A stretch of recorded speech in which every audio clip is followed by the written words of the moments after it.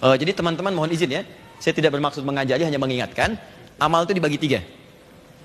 Di amalan dengan fisik, ya tubuh, yang tidak menggunakan harta. Contoh sholat. Makanya sholat gak ada orang sholat bayar kan? Saya mohon izin Pak, mau sholat di Masjid Bintaro, Masjid Raya Bintaro. Oh sholat apa? Sholat duha. Mau berapa rakaat? Ngambil yang 8. Baik, setiap rakaatnya 50.000. Gak ada. Dia orang sholat ya sholat, fisik dia, fisikal. Ada ibadah yang kedua, itu ibadah harta saja. Gak pakai fisik. Ya, gak ada keterlibatan fisik di situ, kecuali sedikit saja. Harta. Contoh zakat, infak, ya, itu amalan harta. Jadi kalau teman-teman sedang seperti ini, ada kotak, saya kan, lewat, nah, itu bukan mobil-mobilan, kotak infak. Ya, nah, kalau anda ingin beramal, anda masukkan silakan. Ya, makanya dituliskan di situ, kotak infak isi geser, itu. Ini cuma digeser. Kalau ada silahkan. Nah, ada yang ketiga, perhatikan baik-baik. Ada amalan yang menggabungkan antara fisik dengan harta. Saya mau kasih ilustrasi ya, mohon izin ya, mohon izin sekali. Ibadah fisik saja, itu pahalanya tinggi. Pahalanya tinggi. Sholat misal. Sholat itu kalau sendirian dikerjakan, bukan di masjid, tidak berjamaah. Paling minimal 10 pahalanya. Paling minimal. Tahu dari mana Ustaz? Quran surah ke-6 ayat 160. Kita perbandingan sedikit. Quran surah 6 Al-An'am ayat 160. Man jaa bil hasanati, siapa yang mampu mengerjakan satu kebaikan yang bernilai pahala. Teman-teman ingat baik-baik, hasanah itu artinya kebaikan yang punya nilai pahala. Di saat dikerjakan, maka pahala dituliskan, itu hasanah namanya. Nanti di akhirat, hasil pahala itu dikalkulasi, diwujudkan dalam bentuk hadiah pemberian, surga itu. Makanya kita minta di dunia itu setiap perbuatan harus jadi pahala, harus jadi hasanah. Makan jadi hasanah, minum jadi hasanah, sholat jadi hasanah. Makanya kita sering berdoa kepada Allah, dunia semua perbuatan jadi hasanah, di akhirat hasanah diberikan kepada kita nilainya. Maka turunlah Quran surah kedua Al-Baqarah ayat 201, paling kanan sebelah bawah di mushaf, untuk menyampaikan berita itu. Wa minhum may yaqulu rabbana atina fid dunya hasanah wa fil akhirati hasanah. Jadi di dunia dapat hasanah, di akhirat diberikan nilainya. Kalau orang sudah punya banyak koleksi pahala, maka dia akan terbebas dari neraka. Terbebas dari neraka. Makanya ayatnya diteruskan, waqina adzabannar. Nah, salat itu termasuk perbuatan hasanah. Saat dikerjakan ada pahala. Karena itu salat disebut dengan hasanah. Quran surah ke-11 ayat 114. Aqimis salata tarafain nahar wa zulafan minal lail innal hasanati yudhibnas sayyiat. Ya kata Allah, tunaikan salat dengan benar dari mulai 2 sisi siang, subuh sampai dengan ke asar. Kemudian sampai ke malam, ke maghrib teruskan ke isya. Innal hasanat. Salat itu, semua salat yang dikerjakan bentuknya jamaah, itu dia hasanat. Jadi punya nilai pahala. Saat dikerjakan dapat pahala. Berapa pahalanya? Mohon izin, ketika anda mulai takbir selesai salam, kalau sendirian, tidak berjamaah, dan bukan di masjid, 10 nilainya. Dari mana taunya? Kembali ke Quran surah ke-6 ayat 160. Man jaa bil hasanati, siapa yang mengerjakan satu perbuatan hasanah, maka poinnya falahu asyru amsalihha, 10 poinnya. Nah, poin 10 itu jangan dihitung 1, 2, 3, 4, tidak. Poin 10 itu, 1 keduanya bisa 500 tahun. 2 ketiga bisa 500 tahun. Dan nanti saat akan wafat dalam sakarat ditampakkan. Makanya banyak orang menyesal. Ya Allah, kenapa saya nggak kerjakan tahajud? Ya Allah, kenapa saya nggak tahajudnya nambah rakaat? Ya Allah, kenapa saya nggak duha? Ditampakkan semua kebiasaannya. Termasuk yang maksiat pun ditampakkan, makanya gelisah. Ya, akan terjadi teman-teman. Itu saat kita akan pulang. Dan kita akan wafat.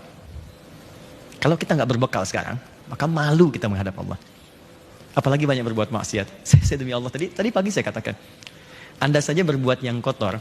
Anda misalnya orang Sumatera, merantau ke Jakarta. Di Jakarta dikenal sebagai penjahat yang sangat ulung. Perampok, pembunuh, pemabuk, segalanya. Tanyakan pada jiwa Anda. Apakah Anda mampu pulang ke Sumatera menatap ibu yang telah melahirkan Anda? Berani nggak natap wajah ibu Anda yang melahirkan Anda? Dan Anda dikenal sebagai penjahat yang sangat buruk. Pelaku maksiat.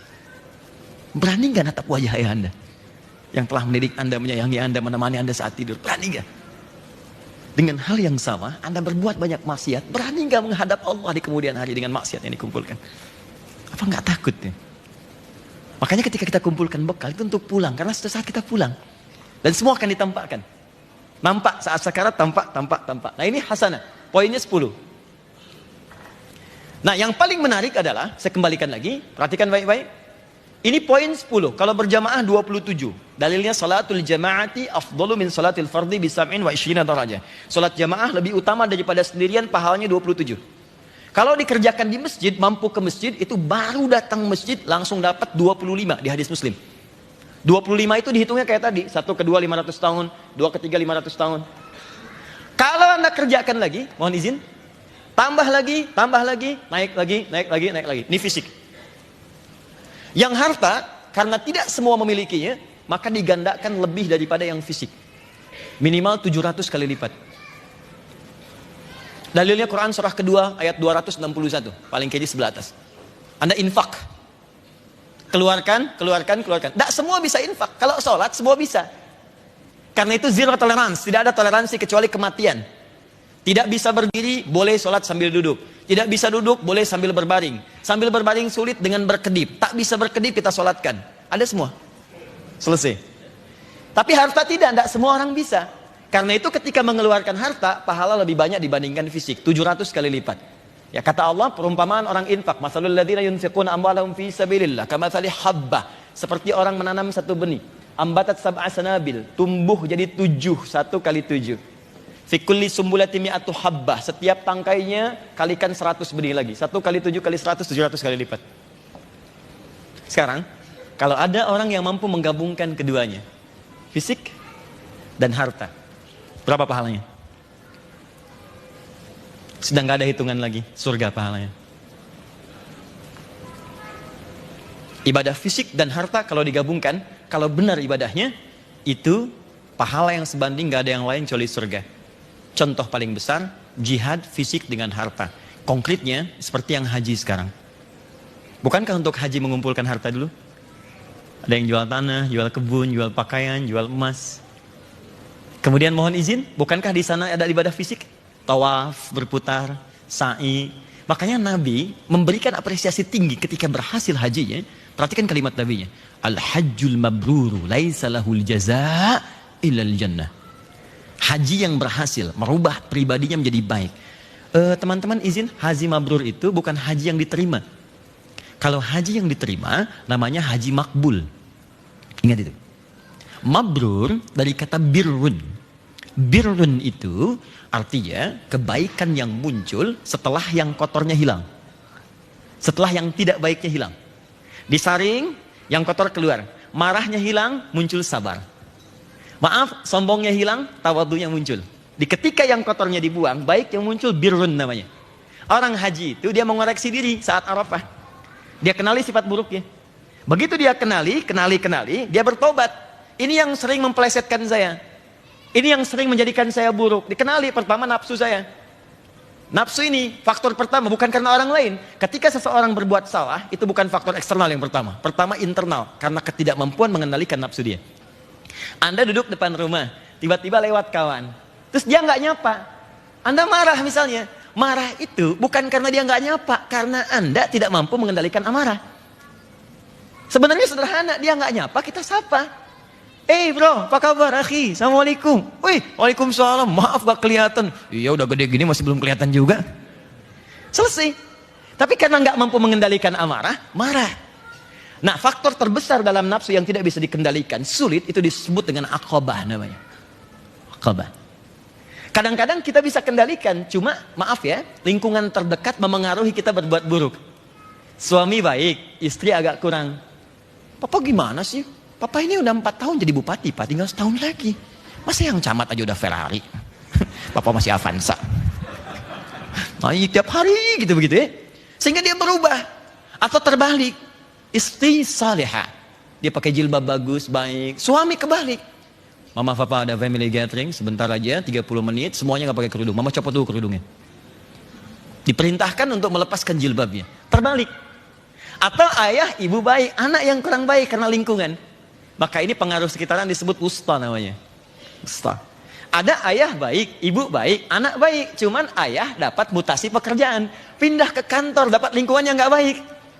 Diajarin cara nyogok, diajarin cara merubah angka, kan? Diajarin manipulasi, diajak ke tempat mulai olahraga bergeser, ada sedikit bumbu maksiatnya. Itu faktor jauh, ula namanya. Walal akhiratu khairul laka minal ula. Jauh dia, kecil nilainya. Maka itu yang sering membuat terpeleset. Dalam bahasa Arab disebut dengan zalafa, zalatil lisan.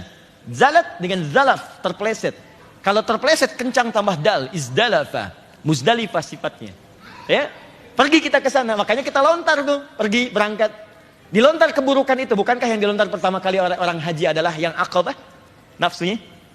Makanya orang kalau benar hajinya, saat Arafah dia kenali buruknya. Ada yang berangkat tahun ini? Ya, saya doakan mudah-mudahan insya Allah dimudahkan ya, semua jemaah ya. Yang belum berangkat pun insya Allah dimudahkan untuk berangkat ya. Ya dia cukup dengan amin, nabung ya, disiapkan dari sekarang.